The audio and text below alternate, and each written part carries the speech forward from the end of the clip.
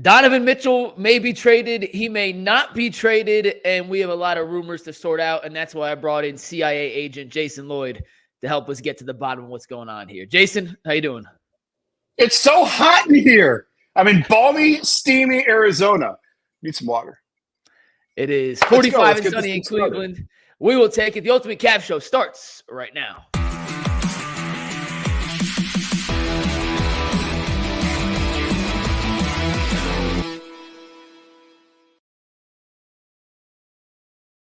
What is up, ladies and gentlemen?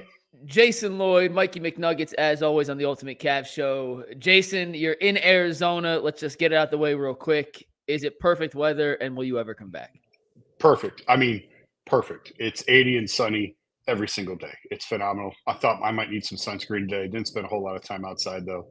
It's been great. I got here Saturday. I am out Thursday around lunchtime. I'll be back on the show Friday. I'll be on set Friday. So it's been a good week, productive week. Got some good stuff coming.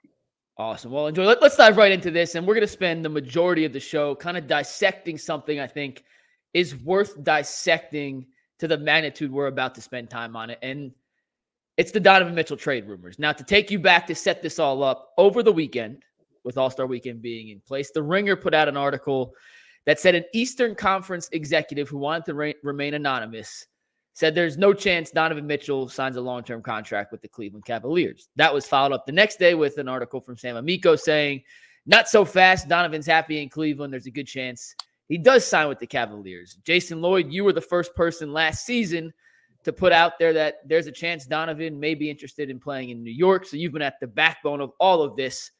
But when you see these conflicting reports and you see these, I don't know if even conflicting is the right word. When you see reports saying one thing and then someone says the other thing, and it's at the center of trade rumors, you always have to kind of take into consideration who's saying what, where's their information coming from, and what's the agenda behind it all. So I'll start with you on this, and we'll continue to dissect it to what I think is a pretty basic end point that we'll get to a conclusion of. But did anything you hear this weekend surprise you from what you've heard on your own since Donovan Mitchell became a member of the Cleveland Cavaliers?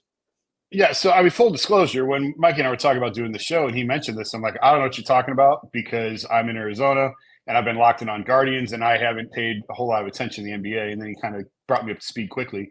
And this is the only thing I'll say on it. It's been out there all year. I haven't written about it because I've chosen not to write about it. I came close a couple of times. I came really close to writing it a couple of times. And I just chose not to because they got it together. The Cavs got hot at the right time, just in time to avoid some of this stuff. I had a column fully done on why the Cavs are going to have to look at least explore the possibility of trading Donovan at the trade deadline. But thankfully, I never published it. It never came to that. But yeah, I mean, that smoke has been out there all year. And even after the Knicks sort of made their big package deal and gave up a ton of picks and their pre-deadline move, then the talk sort of became the Nets. And the feeling around the league is still for sure that Donovan is not going to be in Cleveland long-term. Absolutely. Does that make it true? I don't know, because I have a column ready to go if they advance at all in these playoffs of why it's good business for him to sign the extension and stay here. And people may be surprised to hear me say that because I was early on in the, Donovan wants out camp, but he's played the best basketball of his career here for 2 years now. This is a really good young team. Mm-hmm. And I don't know if they're going to win a championship this year, but when you talk about, we've talked about this on the show before, there's progressions to this. Absolutely. Last year they got in and they fell on their face and it was embarrassing and it was awful and it was inexcusable. Okay. So now you come back this year, you've got that experience behind you. Minimum, you have to make it the second round. Ideally, if you make it the conference finals, you can look at them and say, what else do you want? We've surrounded you with this young, dynamic team of athletic playmakers. Like, this is where are you going to go where you have a better situation than this? Sign the extension, at least give us next year. You at least buy next year out of it. And then you can revisit it on almost a year-to-year type basis. It's what he did in Utah. He signed the extension in Utah, and I think if you inject him with truth serum, he'll tell you he knew he wasn't going to finish that contract in Utah. But he got the most money he could, but because of the bird rights and the team that retains him. Now, if the Cavs did trade him, that team would also retain his bird rights. But I just think the Cavs can make a very compelling argument, and Donovan has to sit down and think about it. depending on how this postseason goes. And I've got a lot more to say on it, but I've spoke long enough. I'm going to shut up and let you get it. Yeah, I mean, I think whenever you see these reports, whether it's about Donovan Mitchell, whether it's about Mikal Bridges in Brooklyn, whether it's about any star in the league, take into consideration who's reporting it and who the source, either on the record or anonymous, is. In the case of Donovan Mitchell, for the sake of this discussion, from the Ringer report, it was an anonymous Eastern Conference executive. Well, yeah, don't you think another Eastern Conference rival would want Donovan Mitchell off the Cleveland Cavaliers? So, yeah, he's going to float that out there. You look at it from a local side. Everyone here locally, Chris Fedor, you talk to anyone in the Cavs organization, Donovan says all the right things. He does all the right things. He's happy here. He wants to be a Cavalier. Well, the guys in the Cavaliers organization are going to want to present that information to their local media to put it out there. So whenever you see these kind of rumors in the NBA, the NFL, Major League Baseball, the sport almost doesn't matter. Take into consideration who's giving the information, who's reporting the information. A lot of times you can find the hidden agenda behind the message that's coming out. Two things I do want to point out, though. One, until there is any type of extension that is actually signed, I'm talking pen to paper, this is going to be a story whether we like it or not. It's not going away tomorrow. It's not going away at the end of the season, no matter how the Cavs do. Until there's pen to paper, this Donovan Mitchell trade talk, will he be traded? Does he want to stay in Cleveland? What should the Cavs do? It's going to be a topic of conversation because you have teams across the league in major markets, just like the Lakers or the Brooklyn Nets or the Miami Heat. We're going to have a ton of assets this summer to go out and acquire a star. And Donovan Mitchell fits the archetype. I'm not saying him in particular, but coming up in the end of his contract, hasn't won big yet, may want to play in a major market, fits the archetype of what those teams would look for in a potential star. So his name's just going to be continually floated in these trade rumors, whether we like it or not. It's just how the business works. It generates clicks. It generates discussion.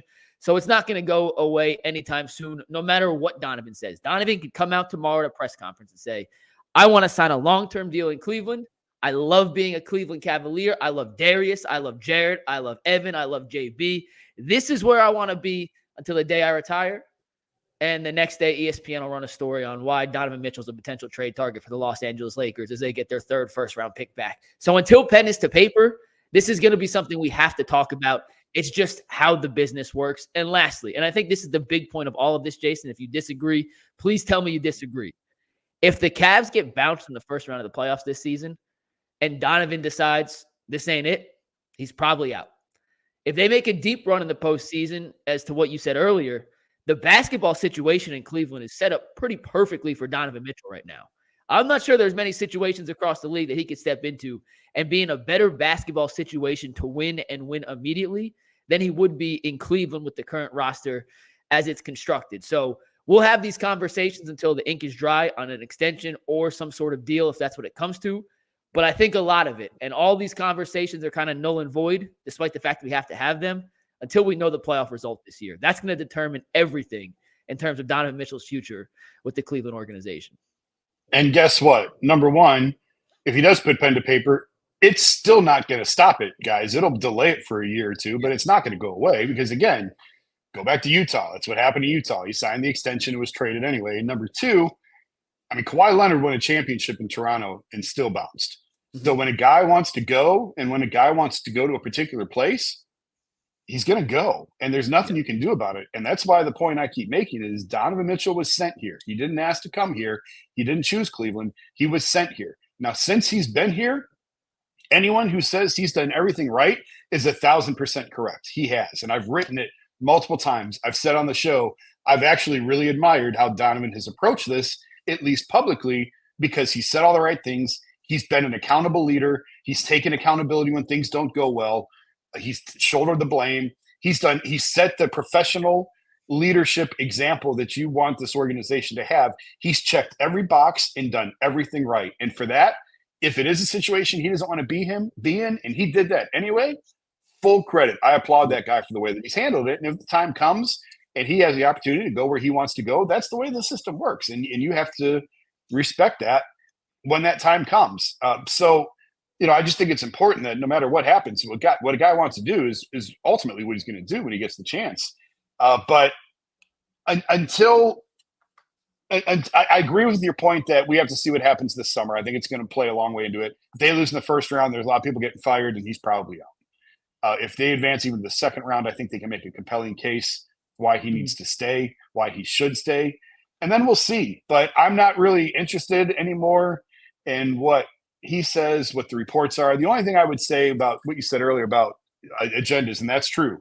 It's absolutely true. But to me, the publication matters more than the Eastern Conference source. If it's Shams put it, and I don't know who at the Ringer wrote it. I don't know. I didn't. Pretty sure it's Kevin O'Connor. I could be. I'll double check it. It was KOC, who's so pretty good.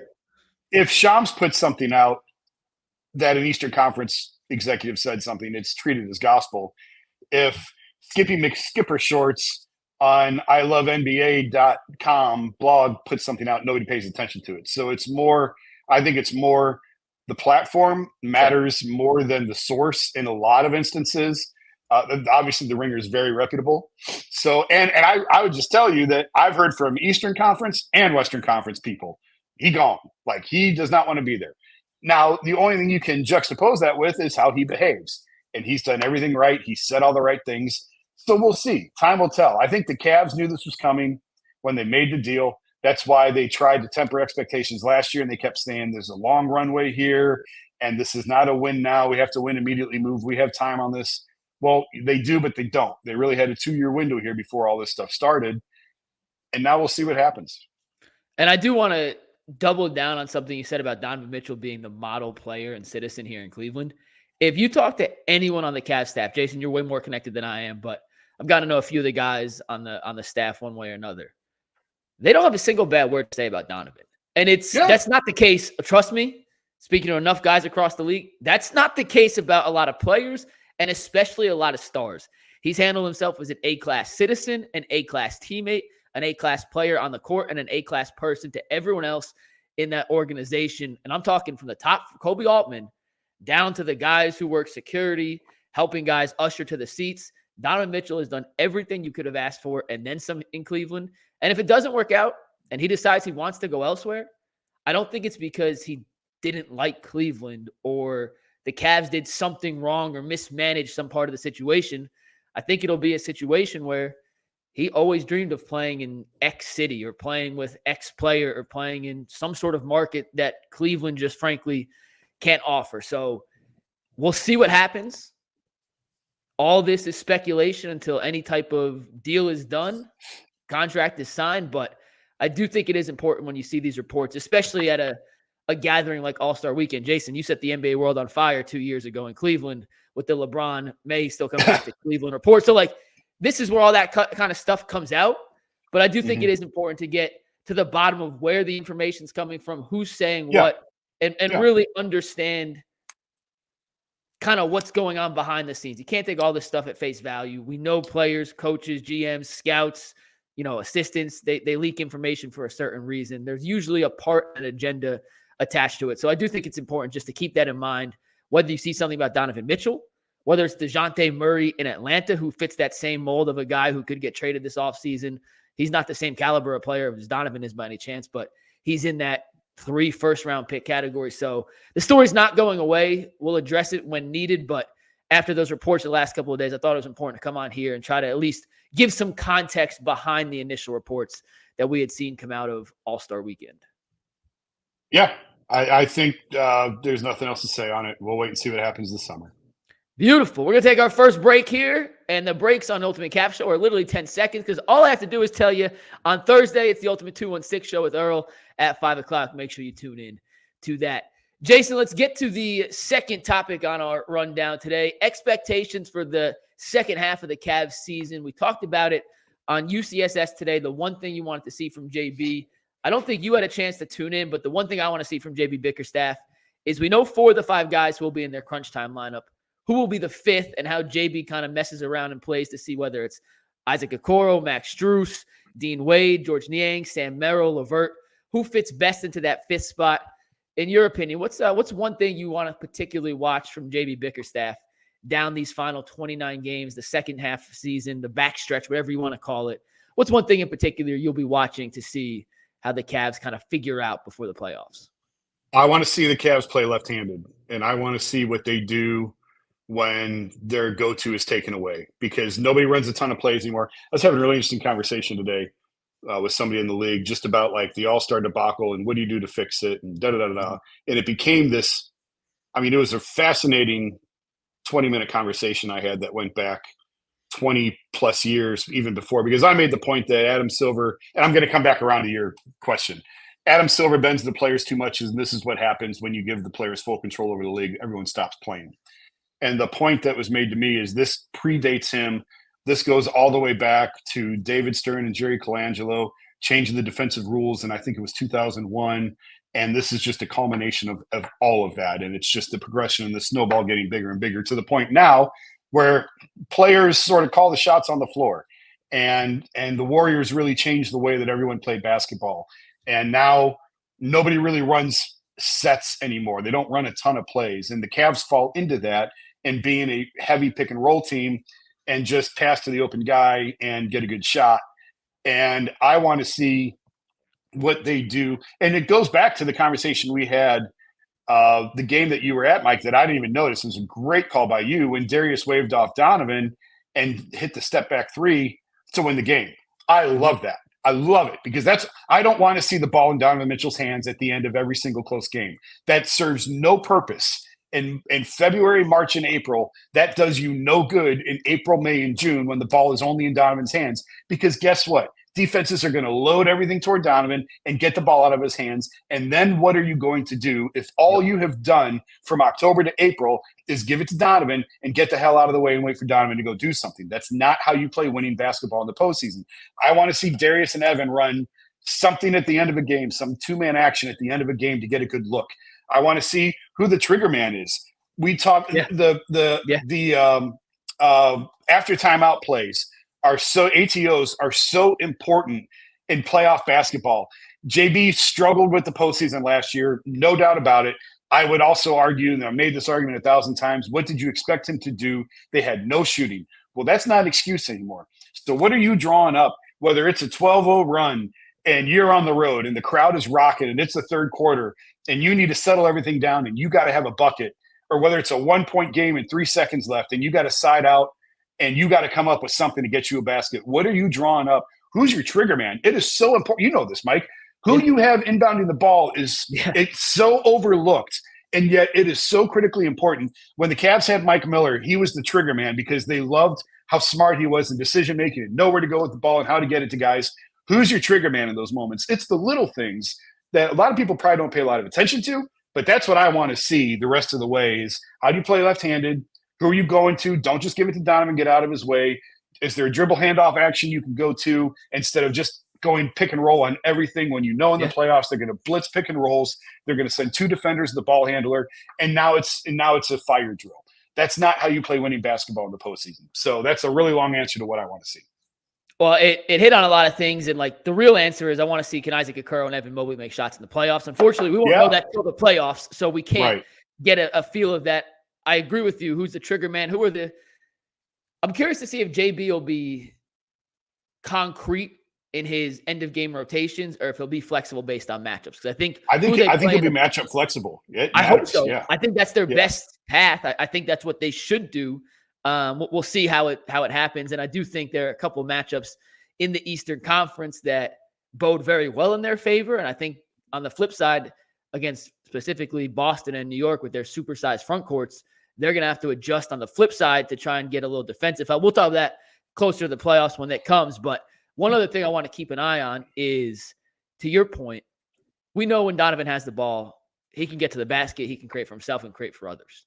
He's spectacular at that. But in the postseason, we saw it last year in the Knicks series, when you game plan game in and game out for a specific team and you know their tendencies as well as you do in the playoffs, it comes down to options 2 and 3. And what are the wrinkles off this pick and roll, two-headed monster with Garland and Mitchell that you'll kind of implement now to get Strus open on the back end or get Merrill or Niang or Wade or Okoro, whoever it is. And they've done a few. I tweeted one out a couple weeks ago. I'll have to go find it and put it back out there. But they've run a few plays where, and this was in the 18-game stretch without Garland and Mobley. So they're not in these lineups because they're hurt. This is not like they should play, not whatever. But they ran a high pick and roll with Mitchell and Allen.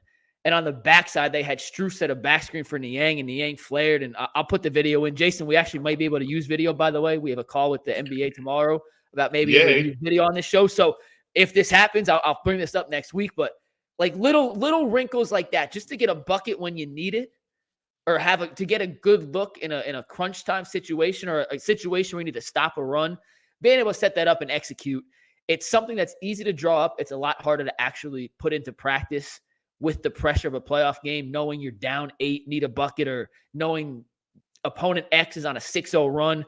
You got to cut off the momentum. So I'm excited and curious to see how they handle that down the stretch. We're going to talk about 2 more things real quick, and then we got 2 fan questions at least we got to get to. But as always, tomorrow, 11 a.m., the Ultimate Cleveland Sports Show. Thursday, Ultimate 216 with Earl at 5 o'clock. Ultimate Brown Show with G on Friday. Make sure you guys tune in. And also, if you can't watch, you just want to listen, we are available in podcast form as well, wherever you get your podcasts.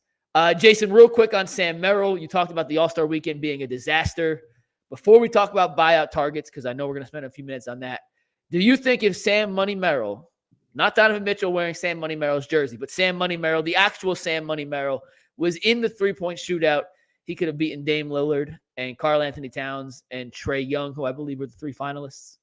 Dame won it. Yeah, I think he could have. Yeah. But I'm glad he wasn't in it, because at least the 3-point contest actually does have the stars of the game. I know Mac LeCung's your guy. Plug your ears on this. It's embarrassing that he's won it in back-to-back years. It's embarrassing that I agree. That a guy who's not even in the league. He's not even one of the best 450 players in the world. You can go out to playgrounds in New York and Chicago and LA, and you can find guys who can dunk and win a dunk contest.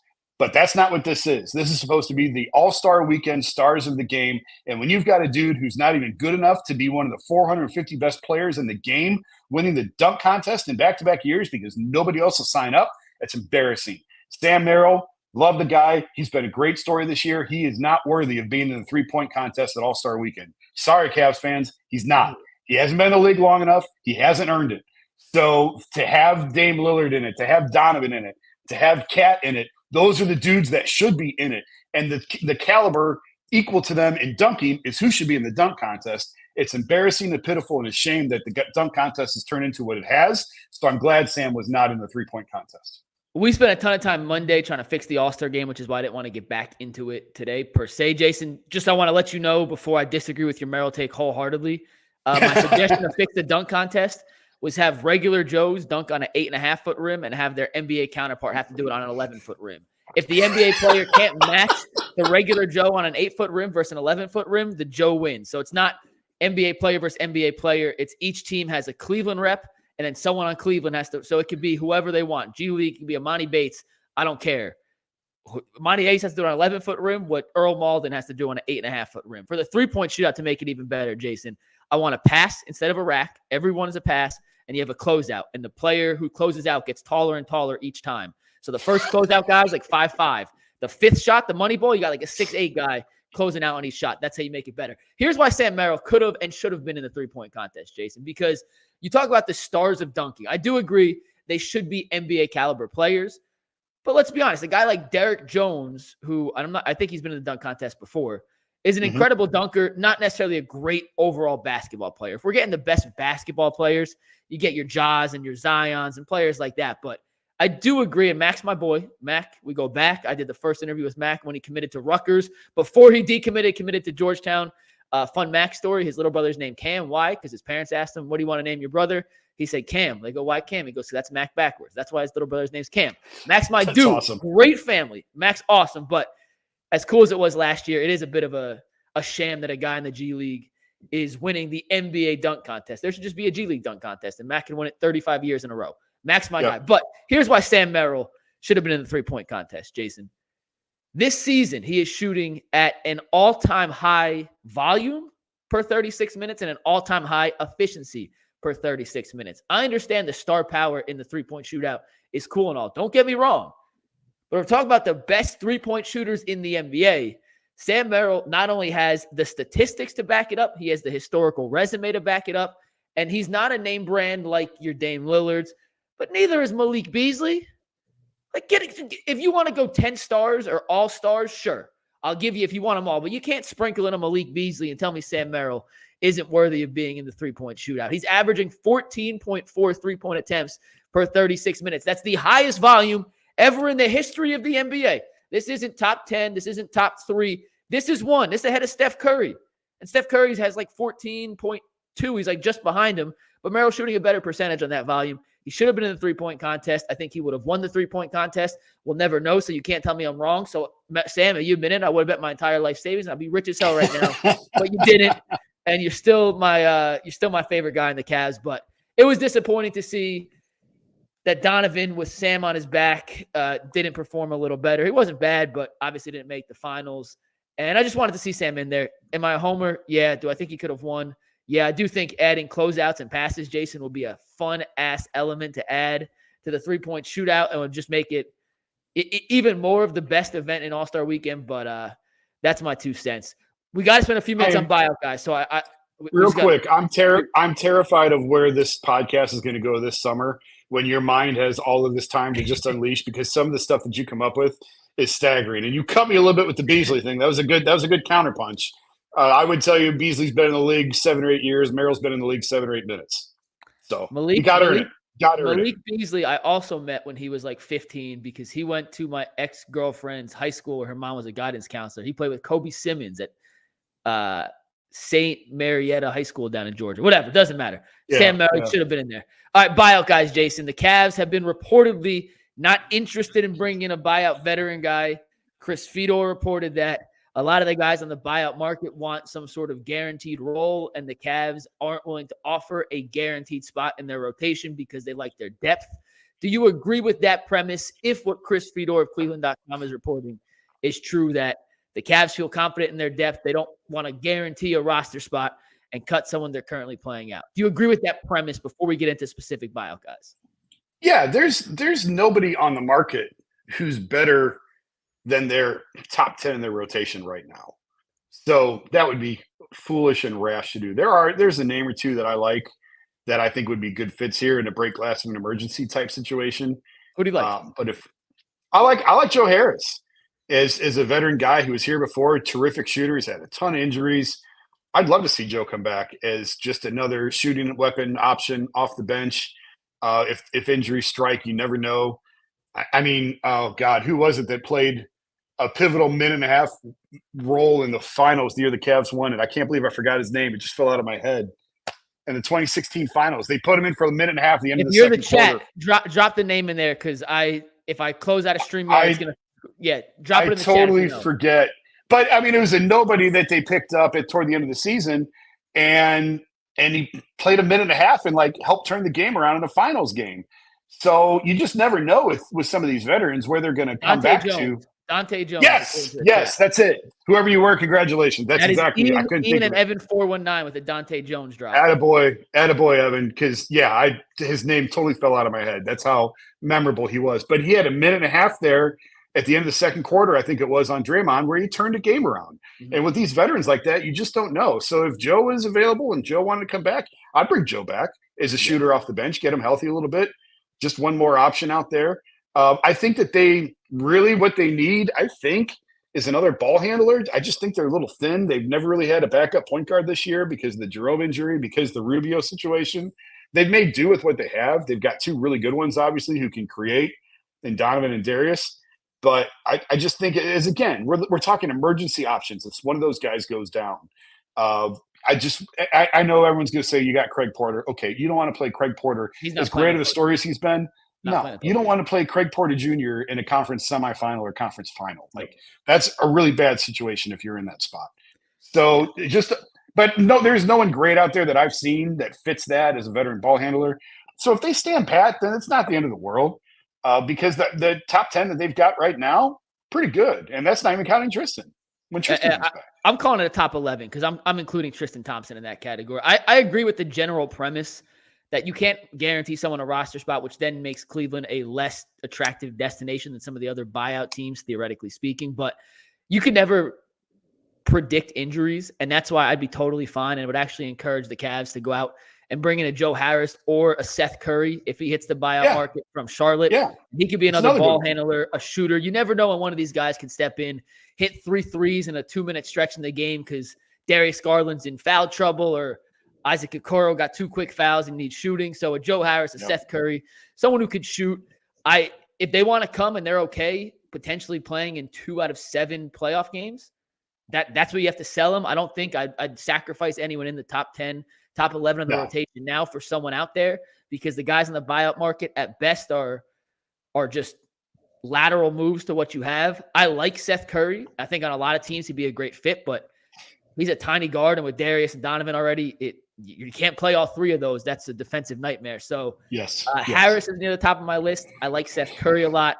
There's a few other guys. I thought Kyle Lowry would be a good fit. He's obviously signed with. Agreed. And that's the deal with a lot of these. I know we're almost out of time. That's why with a lot of these, it's pre-done before they're even released. Yeah. They happened last year with Kevin Love. Kevin knew he was going to Miami before Cleveland even released him. So a lot of these deals are already arranged before they're even cut. Yeah, so we'll see if they make a buyout move. I think we'd be in favor of it. It never hurts to have that extra depth piece, but I don't think they are desperate or there's anyone out there that makes a ton of sense. I did like Gallinari, who said he contemplated Cleveland before signing with Milwaukee. I thought size-wise and shooting, he would have been a nice fit, but he's off the board. He was my number 1 target. He's gone. What are you going to do? Jason, let's try to get 2 or 3 fan questions in here while we can. You already answered Evan 419's first question. Rob Cunningham says, since the drafting of LeBron, I've noticed national media gives the impression they don't think Cleveland deserves a top player. I never noticed that with other small markets. Buckeye Brown says, maybe we make the conference finals if we keep playing like this. Chris Firestone does have a question. The team is playing well with rotating 8-9 guys. Why does it go down to 7 in the playoffs? Jason, you want to answer that one? Because your 7th guy is better than your 9th guy. And multiple days off in between games, you can go get heavier minutes on guys.